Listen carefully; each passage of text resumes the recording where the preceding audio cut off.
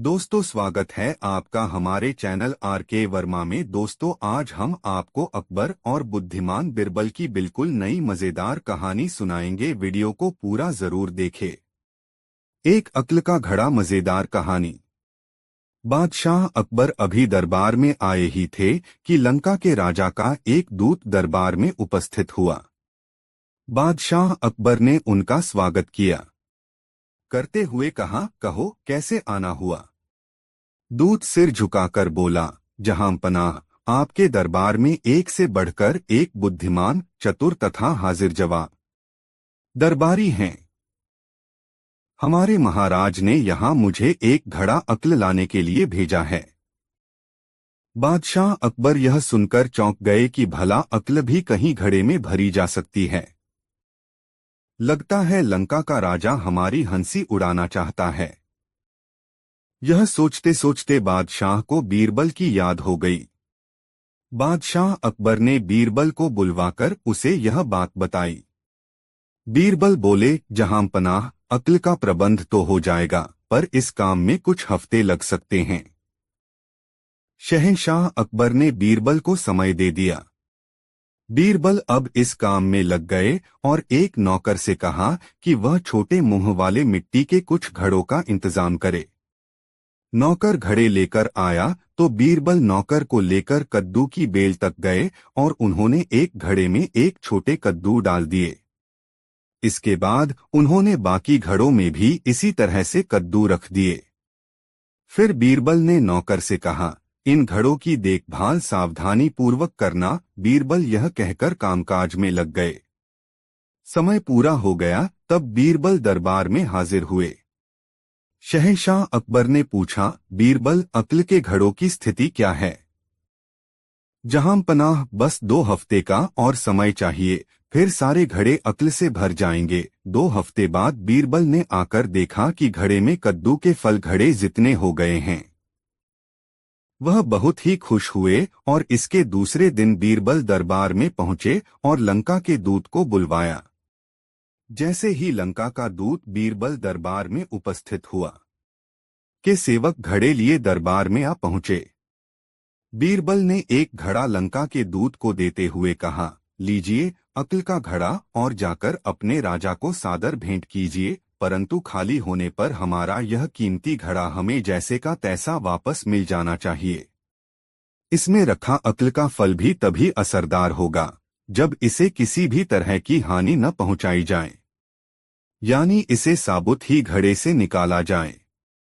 बीरबल से दूत ने पूछा, हुजूर, क्या मैं अक्ल के फल को देख सकता हूँ। हाँ, देख सकते हैं, बीरबल ने आगे कहा। यदि आपके राजा को और अक्ल की जरूरत हो तो चिंता की कोई बात नहीं, क्योंकि ऐसे 5 घड़े हमने रखे हुए हैं। दूत जब घड़ा देकर दरबार से चला गया तब शहंशाह अकबर अपनी जिज्ञासा को दबा न सके और बीरबल से बोले, अक्ल का फल हमें भी तो दिखाओ। तुम्हारे पास अक्ल के अभी 5 घड़े रखे हैं न। हाँ हुजूर, 5 ऐसे घड़े अभी मेरे पास हैं। मैं अभी हाजिर करता हूँ। बीरबल ने यह कहते हुए सेवक को घड़े लाने को कहा। सेवक घड़े लेकर शहंशाह के समीप पहुंचा तो उन्होंने घड़े में झांककर देखा। फिर बादशाह अचानक ही हंस पड़े और बीरबल की पीठ थपथपाते हुए बोले, मान गए बीरबल, तुम्हारा भी कोई जवाब नहीं। इस कद्दू को खाकर लंका के राजा की बुद्धि तेज हो जाएगी। चले थे हमें मूर्ख बनाने। और शहंशाह यह कहकर हंसने लगे। दरबारी भी अपनी हंसी रोक न सके। बीरबल की चतुराई पर उन सबको ही नाज था। दोस्तों, वीडियो को एक लाइक जरूर कर दे। 2 कागज से ऊंचा बिस्तर नई मजेदार कहानी। बीरबल महीनों से बीमार थे। दरबार में वह नहीं आ रहे थे। शहंशाह अकबर से जब बीरबल को देखे बिना नहीं रहा गया तो वह 2 सैनिकों के साथ उनके घर पर पहुंच गए। अकबर को अपने घर पर देखकर बीरबल का बीमार चेहरा खिल गया। अकबर ने उनसे उनके स्वास्थ्य के बारे में जैसे ही पूछा, बीरबल उठकर शौचालय की ओर दौड़ पड़े। बीरबल के जाते ही अकबर के मन में विचार आया कि क्यों न बीरबल के बुद्धि बल की परीक्षा ली जाए। देखें बीमारी की हालत में बीरबल का दिमाग उतना ही चलता है या कुछ बदला। रबल महीनों से बीमार थे। दरबार में वह नहीं आ गया है। यह विचार आते ही शहंशाह ने अपने सैनिकों से कहा, बीरबल की चारपाई के चारों पायों के नीचे कागज के 4 टुकड़े रख दो। सैनिकों ने अगले पल ही शहंशाह के हुक्म का पालन किया और कुछ दूरी पर जाकर चुपचाप खड़े हो गए। इतने में बीरबल शौचालय से आ गए और चारपाई पर लेट गए।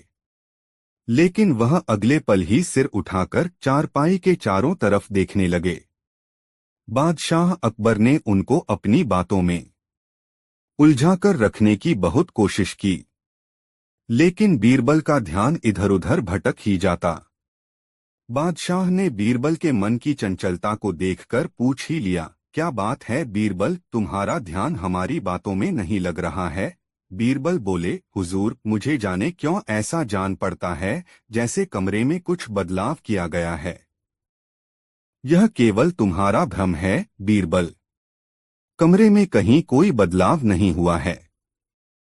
जैसा पहले था वैसा ही अभी भी है। बादशाह यह कहकर शांत हो गए।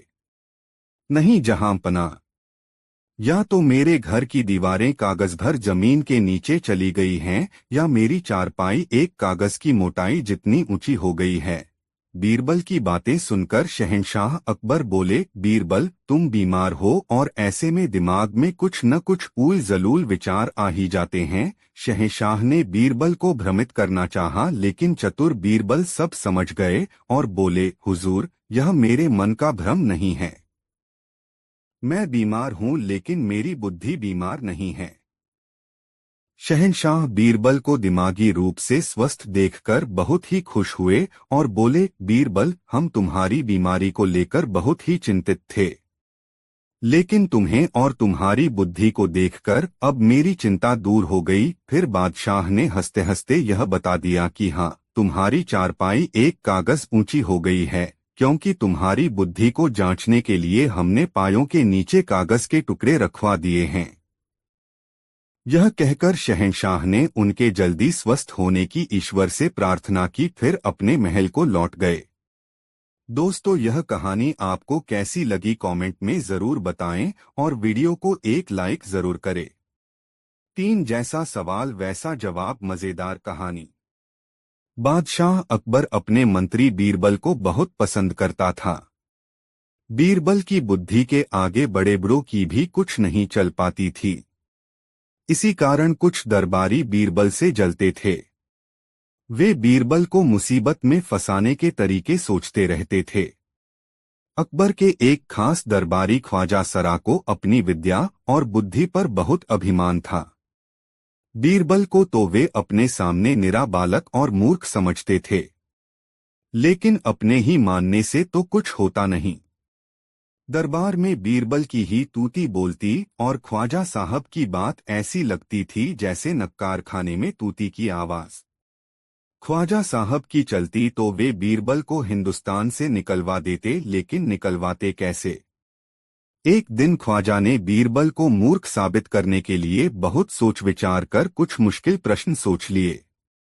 उन्हें विश्वास था कि बादशाह के उन प्रश्नों को सुनकर बीरबल के छक्के छूट जाएंगे और वह लाख कोशिश करके भी संतोषजनक उत्तर नहीं दे पाएगा। फिर बादशाह मान लेगा कि ख्वाजा सरा के आगे बीरबल कुछ नहीं है। ख्वाजा साहब अचकन पगड़ी पहनकर दाढ़ी सहलाते हुए अकबर के पास पहुंचे और सिर झुकाकर बोले, बीरबल बड़ा बुद्धिमान बनता है, आप भी उसकी लंबी चौड़ी बातों के धोखे में आ जाते हैं। मैं चाहता हूं कि आप मेरे 3 सवालों के जवाब पूछकर उसके दिमाग की गहराई नाप लें। उस नकली अक्ल बहादुर की कलई खुल जाएगी। ख्वाजा के अनुरोध करने पर अकबर ने बीरबल को बुलाया और उनसे कहा, बीरबल, परम ज्ञानी ख्वाजा साहब तुमसे 3 प्रश्न पूछना चाहते हैं, क्या तुम उनके उत्तर दे सकोगे?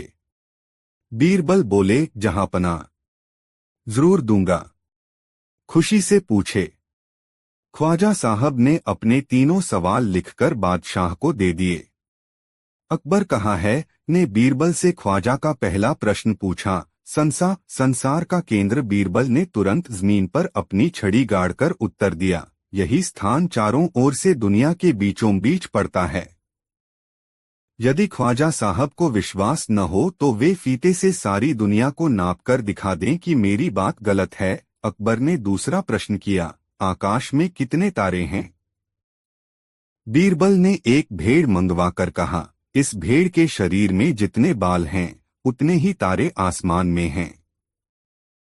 ख्वाजा साहब को इसमें संदेह हो तो वे बालों को गिनकर तारों की संख्या से तुलना कर लें। अब अकबर ने तीसरा सवाल किया, संसार की आबादी कितनी है? बीरबल ने कहा, जहांपना संसार की आबादी पल पल पर घटती बढ़ती रहती है, क्योंकि हर पल लोगों का मरना जीना लगा ही रहता है। इसलिए यदि सभी लोगों को एक जगह इकट्ठा किया जाए तभी उनको गिनकर ठीक ठीक संख्या बताई जा सकती है। बादशाह तो बीरबल के उत्तरों से संतुष्ट हो गया, लेकिन ख्वाजा साहब नाक भौं सिकोड़कर बोले, ऐसे गोलमोल जवाबों से काम नहीं चलेगा जनाब। बीरबल बोले, ऐसे सवालों के ऐसे ही जवाब होते हैं। पहले मेरे जवाबों को गलत साबित कीजिए, तब आगे बढ़िए। ख्वाजा साहब से फिर कुछ बोलते नहीं बना। दोस्तों, यह कहानी आपको कैसी लगी हमें कमेंट में जरूर बताएं।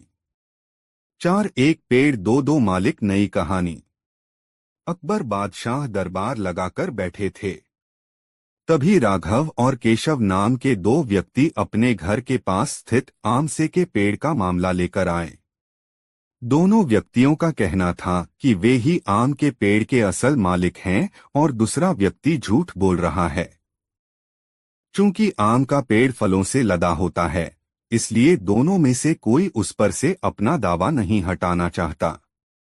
मामले की सच्चाई जानने के लिए अकबर राघव और केशव के आसपास रहने वाले लोगों के बयान सुनते हैं, पर को कोई फायदा नहीं हो पाता है।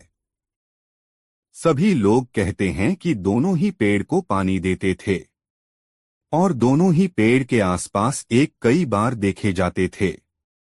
पेड़ की निगरानी करने वाले चौकीदार के बयान से भी साफ नहीं हुआ कि पेड़ का असली मालिक राघव है कि केशव है, क्योंकि राघव और केशव दोनों ही पेड़ की रखवाली करने के लिए चौकीदार को पैसे देते थे।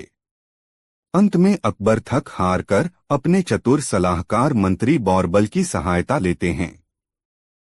बीरबल तुरंत ही मामले की जड़ पकड़ लेते हैं, पर उन्हें सबूत के साथ मामला साबित करना होता है कि कौन सा पक्ष सही है और कौन सा झूठा।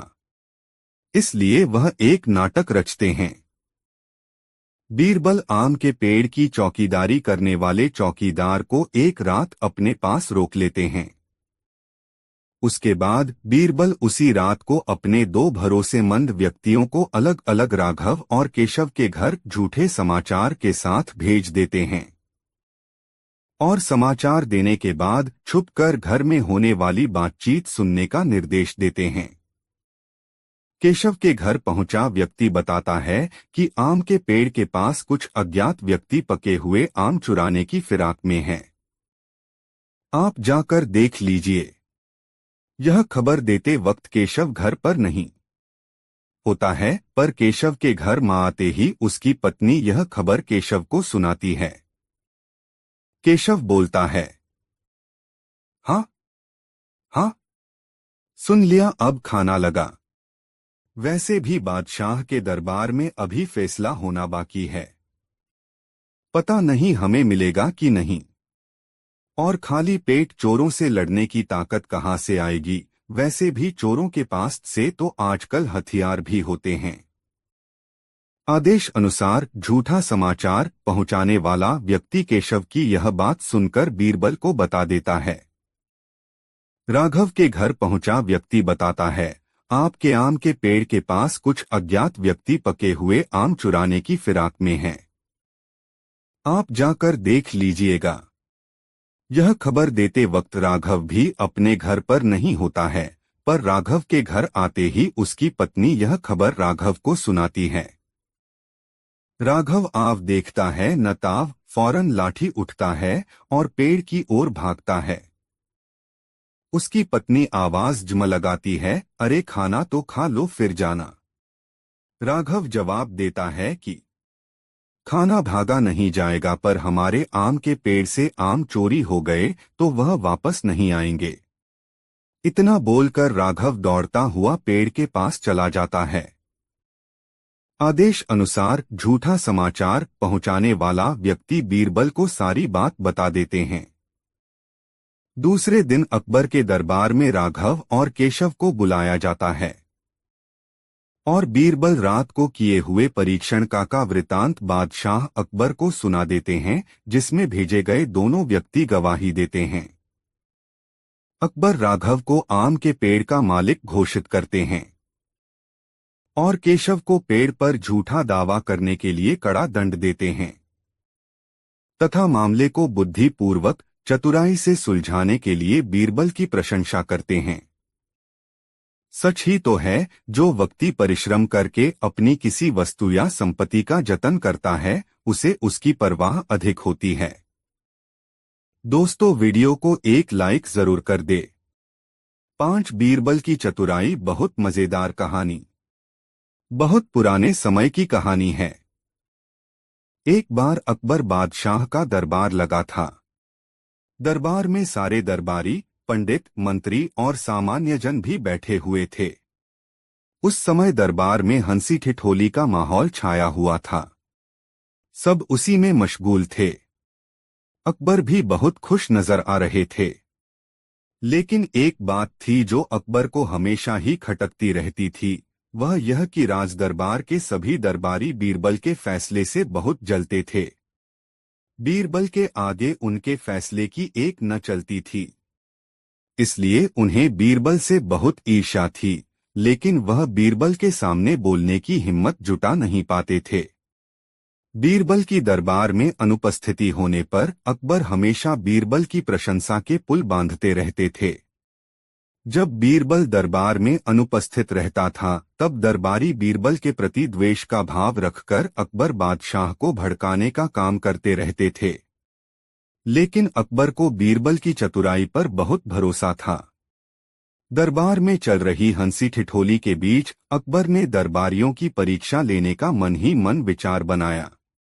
उन्होंने सभी दरबारियों से शांत होने को कहा और बोले, ध्यान से सुनो, तुम सभी को मेरे एक सवाल का जवाब देना है। जो इस सवाल का जवाब सही देगा और उसे साबित कर दिखाएगा, उसे मैं बीरबल की जगह अपना मंत्री नियुक्त कर दूंगा। अकबर ने कहा, देखो, तुम सबके लिए बहुत बढ़िया अवसर हाथ आया है। इससे तुम अपने मन के सभी अरमान पूरे कर सकते हो। यह सुनकर सभी दरबारी बहुत खुश हुए। अकबर ने फिर अपना सवालिया बाण छोड़ा और कहा, देखो, तुम्हें यह साबित करना है कि मनुष्य द्वारा निर्मित चीज ज्यादा अच्छी होती है या कुदरत के द्वारा निर्मित। अकबर के मुंह से सवाल सुनते ही सभी दरबारी सोच में पड़ गए। अकबर ने उन्हें पूरे 1 हफ्ते का समय दिया और कहा, अगले शुक्रवार को जब दरबार लगेगा तो तुम्हें खुद को सबसे श्रेष्ठ साबित करना है। सब दरबारी अपने अपने घर को हो लिए। सभी इसी सोच में डूबे थे कि इस बात को कैसे साबित किया जाए। लेकिन किसी में इतनी चतुराई भी तो नहीं थी जितनी कि बीरबल में। सारे दरबारियों में से किसी को भी इस सवाल का हल नहीं मिल पाया। तय समय के अनुसार फिर शुक्रवार के दिन राजदरबार लगा। सभी लोग अपने अपने आसन पर विराजमान हो गए। हालांकि बीरबल सबसे पहले पहुंच गए थे। अब राजा ने एक एक कर सभी से सवाल का जवाब मांगा, पर सभी दरबारी, मंत्री, पंडित अपनी गर्दन झुकाकर खड़े हो गए। अब अकबर से रहा न गया। उन्होंने बीरबल से पूछा। बीरबल ने बड़ा ही चतुराई भरा जवाब दिया, जहांपना, इसमें कौन सी बड़ी बात है? इसका जवाब बहुत ही आसान है। अभी लीजिए कहकर वह अपने कुर्सी से उठकर बाहर चले गए। यह देख दरबारियों में खुसर फुसर शुरू हो गई। एक कहने लगा, अरे यह क्या। बीरबल तो अकबर को जवाब देने के बजाय दरबार से उठकर बाहर चले गए। अकबर आराम से अपने सिंहासन पर विराजमान हो गए और बीरबल की प्रतीक्षा करने लगे। तभी एक कारागीर हाथों में पत्थरों से निर्मित एक फूलों का बड़ा सा गुलदस्ता लेकर आया और राजा को गुलदस्ता देकर जाने लगा। राजा ने गुलदस्ता हाथ में लिया और उसकी सुंदरता देखकर गुलदस्ते की बहुत तारीफ की और अपने खजाने के मंत्री को आदेश दिया कि इस कारीगर को 1000 स्वर्ण मुद्राएं इनाम के तौर पर दी जाएं। इनाम लेकर कारीगर खुशी खुशी बाहर चला गया। तभी अकबर के बगीचे का माली आया और एक बड़ा सा गुलदस्ता को राजा को भेंट किया। इतना सुंदर गुलदस्ता देखकर राजा उसकी भी तारीफ किए बिना न रह सका।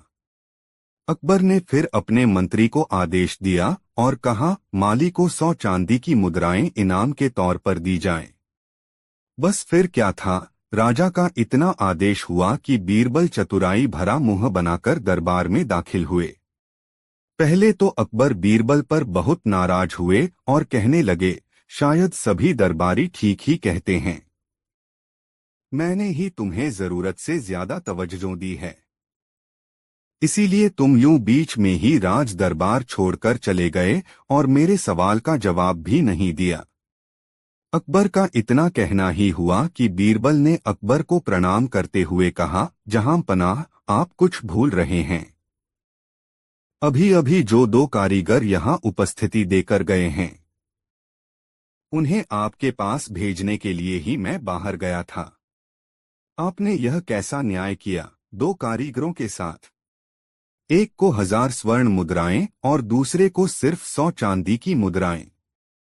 अकबर ने जवाब दिया, असली फूलों का गुलदस्ता तो 2 दिनों में ही मुरझा जाएगा और यह पत्थर से निर्मित गुलदस्ता कभी भी खराब नहीं होगा। इसीलिए अकबर का इतना कहना ही था कि बीरबल ने अपना चतुराई भरा बाण छोड़ा और बोले, तो फिर आप भी मान गए ना कि मनुष्य द्वारा निर्मित वस्तु कुदरत के द्वारा निर्मित वस्तु से ज्यादा अच्छी है।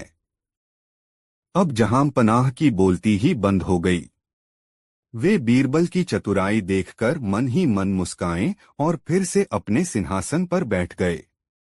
सिंहासन पर बैठकर अकबर ने फिर एक बार बीरबल की खुले दिल से तारीफ की और सब दरबारी अपना मुंह लटकाकर अपने अपने कुर्सी पर बैठ गए। एक बार फिर बीरबल अपनी चतुराई दिखाने में कामयाब हो गए। दोस्तों, यह मजेदार कहानी आपको कैसी लगी कमेंट में जरूर बताएं। 6 नकली शेर की बहुत मजेदार कहानी। सालों पहले की बात है जब राजा एक दूसरे को पैगाम के साथ ही कुछ पहेलियां भी भेजा करते थे। ऐसे ही किसी एक राजा का दूत सर्दियों के मौसम में एक दिन मुगल साम्राज्य के बादशाह अकबर के दरबार में पहुंचा। वह अपने साथ पहेली के रूप में पिंजरे में कैद एक नकली शेर लेकर गया था। राजा ने पहेली के साथ एक पैगाम भी भेजा था। पैगाम में लिखा था कि क्या मुगल राज्य में कोई ऐसा बुद्धिमान है जो पिंजरे और शेर को छुए बिना शेर को बाहर निकाल सके। अब मुगल सम्राट अकबर सोच में पड़ गए कि आखिर शेर और पिंजरे को हाथ लगाए बिना भला शेर को कैसे बाहर निकाला जा सकता है। पहेली के साथ भेजे गए पैगाम में यह भी साफ लिखा था कि पिंजरे से शेर को बाहर निकालने के लिए एक व्यक्ति को एक ही बार मौका मिलेगा। अकबर काफी परेशान हो गए। उन्हें लगा कि यह तो बहुत मुश्किल है और अगर शेर को पिंजरे से बाहर नहीं निकाल पाए तो मुगल राज्य की काफी बदनामी भी होगी। ये सब सोचते सोचते उन्होंने दरबार में मौजूद सभी की तरफ देखते हुए पूछा, है कोई जो इस पहेली को सुलझा सके? लेकिन हर कोई इसी सोच में डूबा था कि आखिर यह संभव कैसे हो सकता। अकबर के पूछने पर जब किसी ने जवाब नहीं दिया तो उन्हें अपने वजीर बीरबल की याद आने लगी, जो सभा में मौजूद नहीं थे। उन्होंने तुरंत दरबान को भेजकर बीरबल को दरबार में हिजर होने का आदेश भिजवाया, लेकिन अफसोस बीरबल किसी सरकारी काम से राज्य से बाहर गए हुए थे। रात भर अकबर इसी सोच में डूबे रहे कि आखिर पहेली को कैसे सुलझाया जाए। दूसरे दिन फिर दरबार लगा, लेकिन बीरबल की कुर्सी खाली देखकर अकबर उदास हो गए। बादशाह ने एक बार फिर दरबारियों से पूछा, क्या किसी के पास इस शेर को पिंजरे से बाहर निकालने की कोई तरकीब है? इतने में एक दरबान अकबर के सामने आया और उसने शेर को पिंजरे से निकालने की कोशिश की, लेकिन वो नाकामयाब रहा। दूसरे दरबान ने पहेली को सुलझाने के लिए एक जादूगर को बुलवाया, लेकिन वो भी विफल रहा। कोशिश करते करते शाम होने को आई, तभी बीरबल दरबार में पहुंच गए। अकबर को परेशान देखकर बीरबल ने पूछा, क्या बात है सम्राट, आप इतने परेशान क्यों हैं? बादशाह ने तुरंत शेर से जुड़ी पहेली के बारे में बीरबल को सब कुछ बताया। अकबर ने बीरबल से पूछा, क्या तुम इस शेर को पिंजरे से बाहर निकाल सकते हो? बीरबल ने कहा, हाँ, मैं कोशिश कर सकता हूँ। अकबर बहुत खुश हुए, क्योंकि मुगल साम्राज्य में बीरबल के जैसा बुद्धिमान और चतुर दूसरा कोई नहीं था। शेर को पिंजरे से बाहर निकालने के लिए बीरबल ने अकबर से कहा कि उन्हें 2 सुलगती हुई लोहे की छड़ व सरिये की आवश्यकता है। शहंशाह ने तुरंत इसकी व्यवस्था करने को कहा। जैसे ही बीरबल को लोहे की छड़ मिली, तो उन्होंने पिंजरे को छुए बिना छड़ को अंदर पहुंचाकर उसे नकली शेर पर रख दिया। शेर लोहे की गर्म छड़ के स्पर्श में आते ही पिघलने लग गया, क्योंकि वो मोम का शेर था। देखते ही देखते पूरा शेर मोम के रूप में पिंजरे से बाहर निकल गया। बीरबल की इस अक्लमंदी पर अकबर बहुत प्रसन्न हुए। उन्होंने बीरबल से पूछा, अरे, आखिर तुम्हें पता कैसे चला कि यह पिंजरे के अंदर मोम का शेर कैद है? बीरबल ने बड़ी ही नम्रता से जवाब दिया, हजूर, बस शेर को गौर से देखने की जरूरत थी। मैंने जब पहेली के बारे में जानने के बाद उसे गौर से देखा तो लगा कि यह मोम का शेर हो सकता है। साथ ही राजा ने यह भी नहीं बताया था कि शेर को कैसे बाहर निकालना है, तो मैंने उसे पिघलाकर बाहर निकाल दिया। इधर दरबार में बीरबल की जय जयकार होने लगी। उधर पहेली लेकर अकबर के दरबार पहुंचा राजदूत अपने राज्य वापस लौट गया और बीरबल के इस कारनामे के बारे में राजा को बताया। कहा जाता है कि उस दिन के बाद से राजा ने ऐसी पहेली भेजना छोड़ दिया था। सीखा, अक्लमंदी से सब कुछ संभव है। हर जगह बल नहीं, बिल्कुल बुद्धि का प्रयोग किया जाना चाहिए। दिमाग से हर समस्या का समाधान हो सकता है। दोस्तों, वीडियो को एक लाइक जरूर कर दे और चैनल को सब्सक्राइब जरूर कर ले। 7 रेत से चीनी अलग नई कहानी। एक बार बादशाह अकबर, बीरबल और सभी मंत्रीगण दरबार में बैठे हुए थे। सभा की कार्यवाही चल रही थी।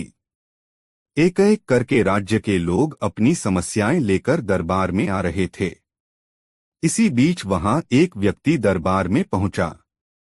उसके हाथ में एक मर्तबान था। सभी उस मर्तबान की ओर देख रहे थे। तभी अकबर ने उस व्यक्ति से पूछा, क्या है इस मर्तबान में? उसने कहा, महाराज, इसमें चीनी और रेत का मिश्रण है। अकबर ने फिर पूछा, किस लिए? अब दरबारी ने कहा, गलती माफ हो महाराज, लेकिन मैंने बीरबल की बुद्धिमत्ता के कई किस्से सुने हैं। मैं उनकी परीक्षा लेना चाहता हूँ। मैं यह चाहता हूँ कि बीरबल इस रेत में से बिना पानी का इस्तेमाल किए चीनी का एक एक दाना अलग कर दें। अब सभी हैरानी से बीरबल की ओर देखने लगे। अब अकबर ने बीरबल की ओर देखा और कहा, देख लो बीरबल, अब तुम कैसे इस व्यक्ति के सामने अपनी बुद्धिमानी का परिचय दोगे? बीरबल ने मुस्कुराते हुए कहा, महाराज, हो जाएगा, यह तो मेरे बाएं हाथ का काम है। अब सभी लोग हैरान थे कि बीरबल ऐसा क्या करेंगे कि रेत से चीनी अलग अलग हो जाएगी। तभी बीरबल उठे और उस मर्तबान को लेकर महल में मौजूद बगीचे की ओर बढ़ चले। उनके पीछे वह व्यक्ति भी था।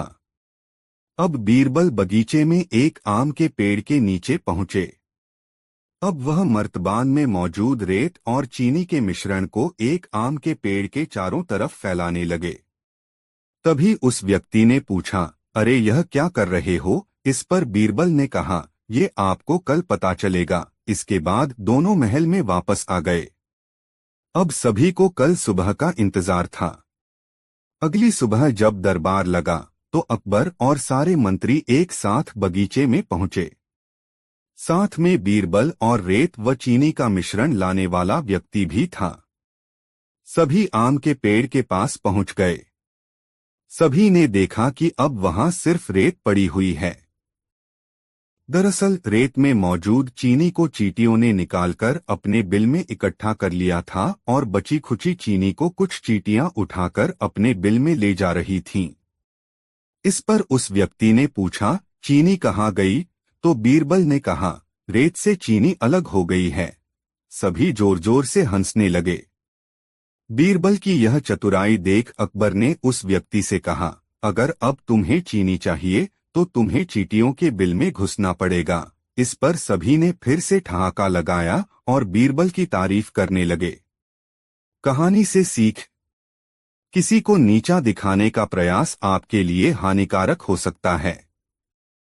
दोस्तों, वीडियो कैसा लगा कमेंट में जरूर बताएं। 8 जब बीरबल बच्चा बना, नई मजेदार कहानी। एक बार की बात है, बीरबल को दरबार आने में देरी हो गई। राजा अकबर बेसब्री से बीरबल का इंतजार कर रहे थे। जैसे ही बीरबल दरबार में पहुंचे, अकबर ने उनसे देरी का कारण पूछा।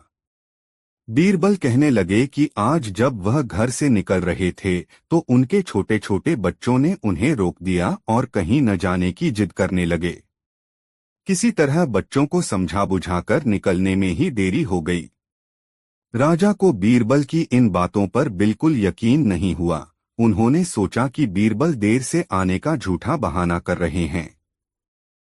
उन्होंने बीरबल को कहा कि बच्चों को मनाना इतना भी कठिन काम नहीं है। अगर वे ना माने तो थोड़ा डांट पटकर उन्हें शांत किया जा सकता है। वहीं बीरबल इस बात से परिचित थे कि बच्चों के मासूम सवालों और जिद को पूरा कर पाना बेहद मुश्किल होता है। जब अकबर इस बात से संतुष्ट न हुए तो बीरबल को एक उपाय सूझा। उन्होंने राजा के सामने एक शर्त रखी। उन्होंने कहा कि वह इस बात को सिद्ध कर सकते हैं कि छोटे बच्चों को समझाना बहुत मुश्किल होता है, लेकिन इसके लिए उन्हें एक छोटे बच्चे के जैसे व्यवहार करना होगा व राजा को उन्हें समझाना होगा। राजा इस शर्त के लिए तैयार हो गए। अगले ही पल बीरबल एक बच्चे के जैसे चिल्लाने और रोने लगे। राजा ने उन्हें मनाने के लिए उन्हें अपनी गोद में उठा लिया। बीरबल गोद में बैठकर राजा की लंबी मूंछों से खेलने लगे। कभी वे बच्चों की तरह मुंह बिगाड़ते तो कभी मूंछों को खींचने लगते। अभी तक राजा को कोई आपत्ति नहीं हो रही थी। जब बीरबल मूंछों से खेलकर थक गए तो गन्ना खाने की जिद करने लगे। राजा ने बच्चा बने बीरबल के लिए गन्ना लाने का आदेश दिया। जब गन्ना लाया गया तो बीरबल ने नई जिद पकड़ ली कि उन्हें छिला हुआ गन्ना चाहिए। एक सेवक द्वारा गन्ने को छिला गया। अब बीरबल जोर जोर से चीखने लगे कि उन्हें गन्ना छोटे छोटे टुकड़ों में कटा हुआ ही चाहिए। उनकी जिद को पूरा करने के लिए गन्ने को छोटे छोटे टुकड़ों में काटा गया। जब राजा ने इन टुकड़ों को बीरबल को खाने के लिए दिया तो बीरबल ने उन टुकड़ों को जमीन पर फेंक दिया। राजा को यह देखकर बहुत गुस्सा आया।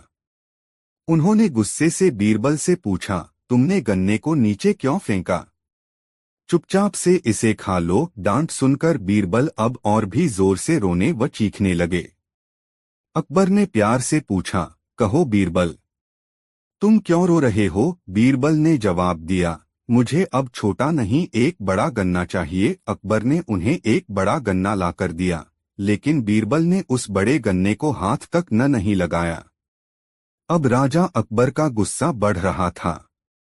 उन्होंने बीरबल से कहा कि तुम्हारी जिद के अनुसार तुम्हें बड़ा गन्ना लाकर दिया गया है, तुम इसे न खाकर रो क्यों रहे हो? बीरबल ने जवाब दिया, मुझे इन्हीं छोटे छोटे टुकड़ों को जोड़कर एक बड़ा गन्ना खाना है। राजा ने बीरबल की इस जिद को सुनकर अपना सिर पकड़ लिया और अपनी जगह जाकर बैठ गए। उन्हें परेशान देखकर बीरबल ने बच्चा बनने का नाटक खत्म किया और राजा के समक्ष गए। उन्होंने राजा से पूछा, क्या अब आप इस बात से सहमत हैं कि बच्चों को समझाना यकीनन एक मुश्किल काम है? राजा ने हाँ में सिर हिलाया और बीरबल को देख मुस्कुराने लगे। कहानी से सीख। इस कहानी से हमें यह जानने को मिलता है कि बच्चे बहुत मासूम होते हैं। अक्सर हम उनके नादान सवालों का जवाब नहीं दे पाते हैं, लेकिन फिर भी उन्हें प्यार से समझाकर व अनेक उदाहरण देकर उनकी जिद व जिज्ञासा को शांत किया जा सकता है। दोस्तों, वीडियो को एक लाइक जरूर कर दे। 4 एक बार बीरबल अपने किसी काम से काबुल गए। उनकी वेशभूषा देखकर लोगों ने वहां के बादशाह को शिकायत कर दी। काबुल के बादशाह के सैनिक बीरबल को दरबार में लेकर आए।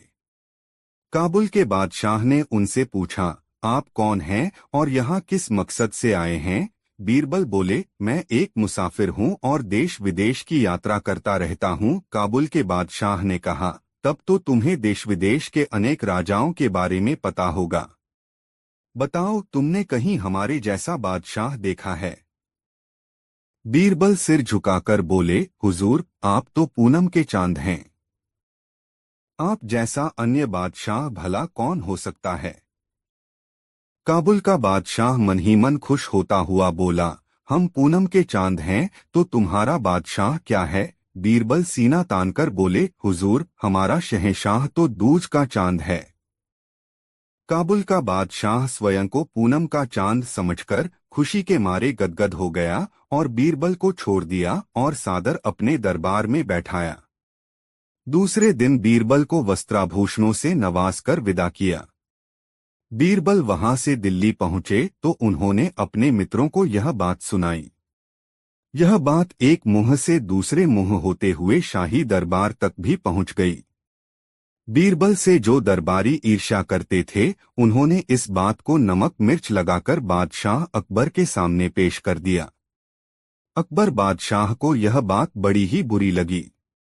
अगले दिन बीरबल दरबार में पधारे तो शहंशाह ने बीरबल से कहा, बीरबल, हम क्या सुन रहे हैं?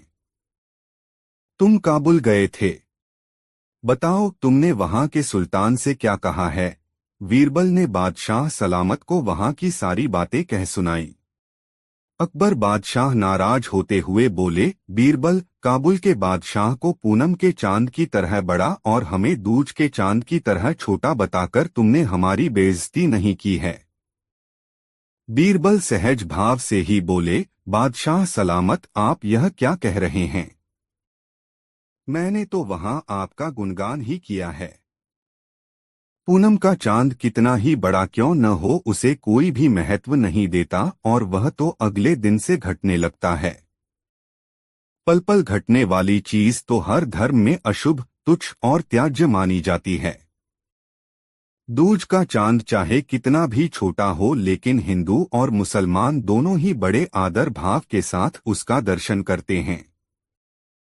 मुस्लिम महीना दूज से ही शुरू होता है। हिंदू लोग दूज के चांद को शुभ मानकर उसी दिन शुभ कार्य की शुरुआत करते हैं। इन सबसे बड़ी बात यह है कि दूज का चांद दिन प्रतिदिन बढ़ता ही है।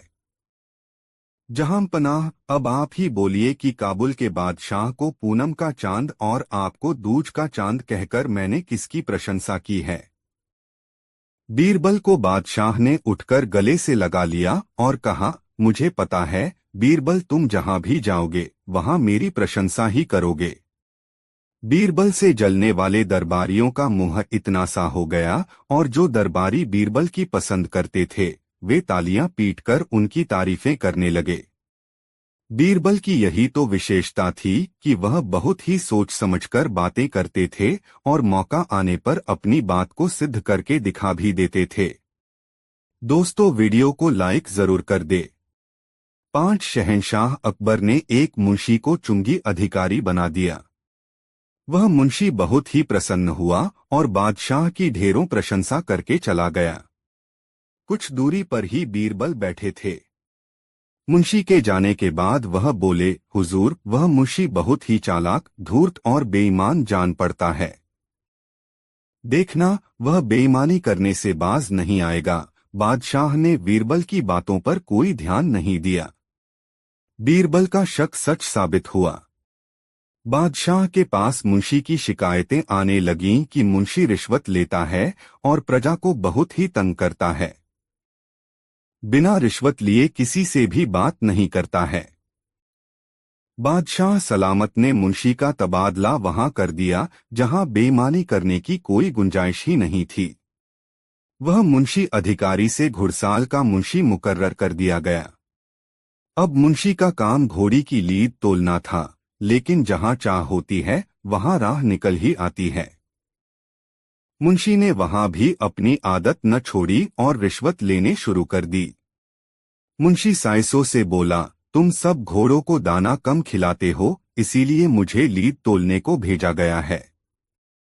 यदि तुम्हारी लीद तोल में कम बैठी तो मैं शहंशाह से शिकायत कर दूंगा। साइस यह सुनकर डर गए और मुंशी को प्रति घोड़ा 1 रुपया देने लगे।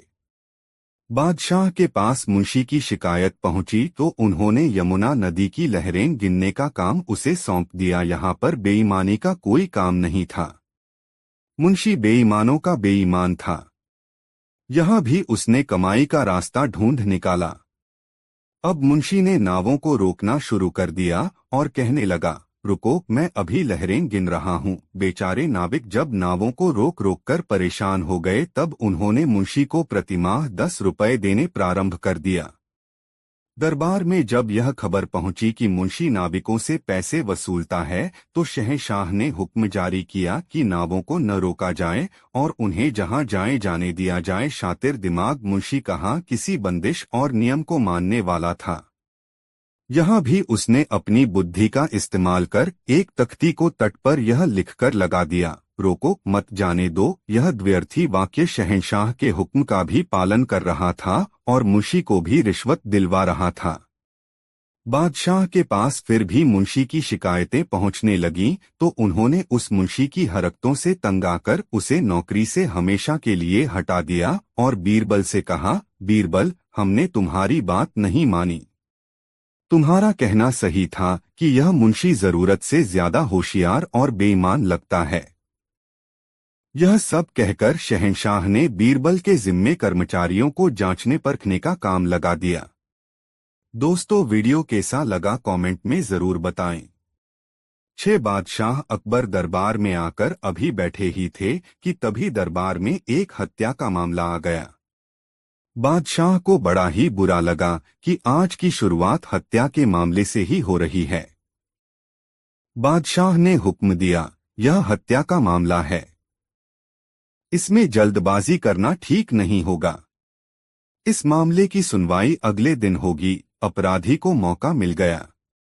वह दूसरे दिन दरबार लगने से पहले ही बीरबल के घर पर पहुंच गया और दरबार के लिए तैयार हो रहे बीरबल के आगे गिड़गिड़ाने लगा, हुजूर, आप बुद्धिमानों के बुद्धिमान हैं। मैं बड़ी आशा लेकर आपकी शरण में आया हूं।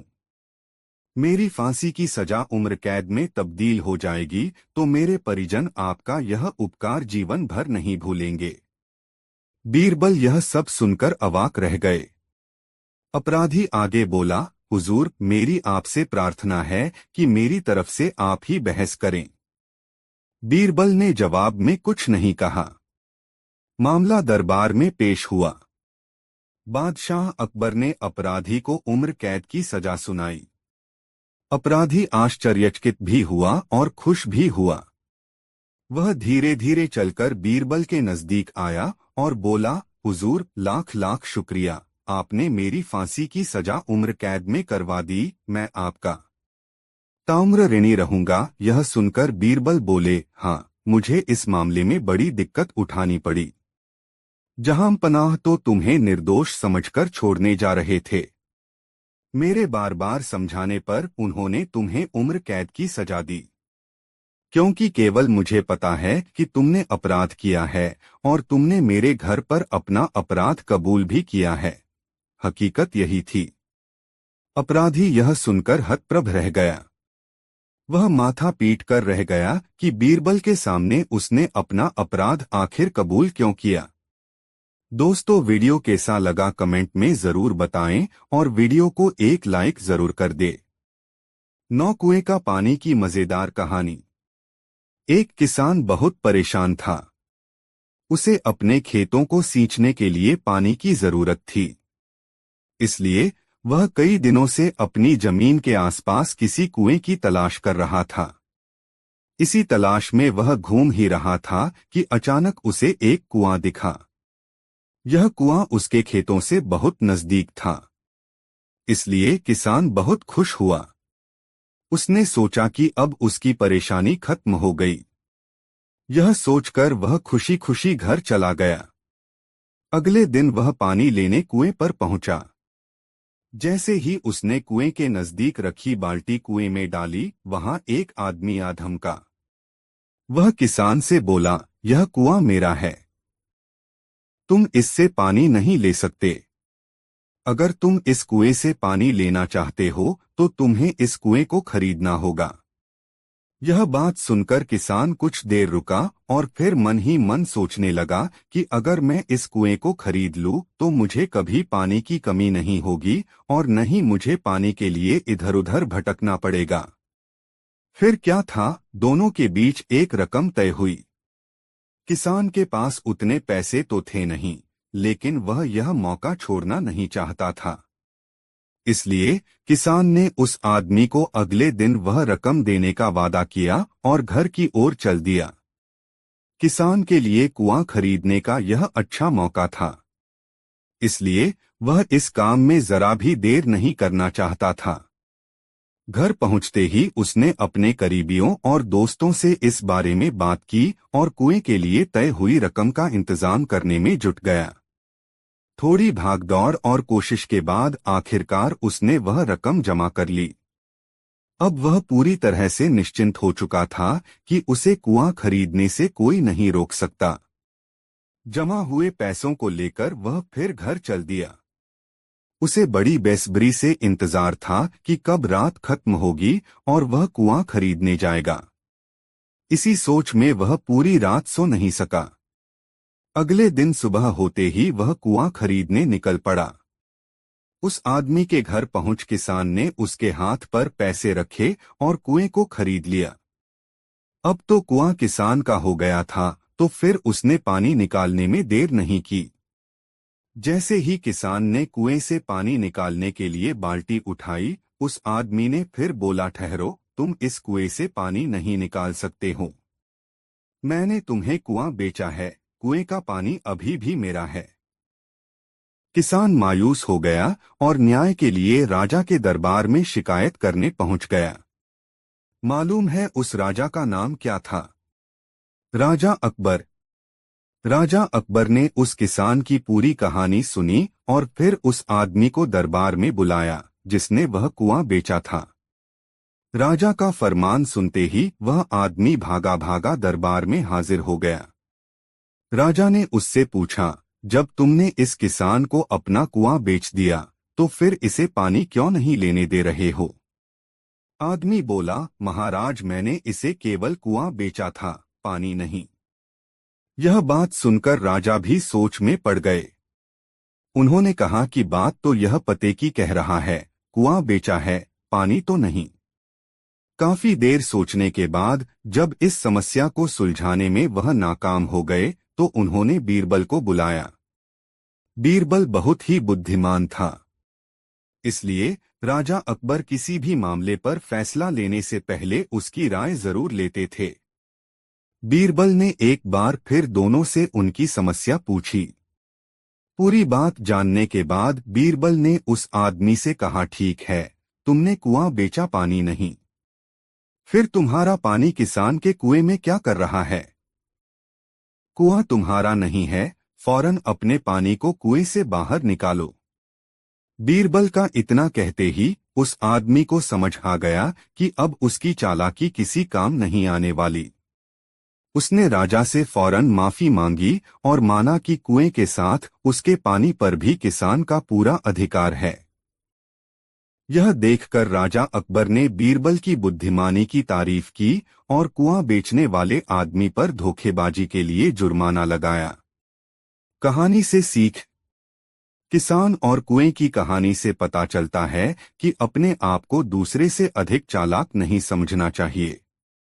साथ ही धोखा देने की आदत से भी दूर रहना चाहिए, क्योंकि कोई ऐसा भी हो सकता है जो आपसे भी अधिक बुद्धि का इस्तेमाल करना जानता हो। ऐसे में आपका धोखा पकड़ा जाएगा और आपको अपने किए का भुगतान करना होगा, जैसे इस कहानी के अंत में कुआं बेचने वाले आदमी को करना पड़ा। दोस्तों, वीडियो कैसा लगा कमेंट में जरूर बताएं और वीडियो को एक लाइक जरूर कर दे। ऐसी और नई मजेदार कहानी सुनने के लिए हमारे चैनल आर.के. वर्मा को सब्सक्राइब जरूर कर ले और यह वीडियो अपने मित्रों को जरूर शेयर कर दे। वीडियो देखने के लिए धन्यवाद।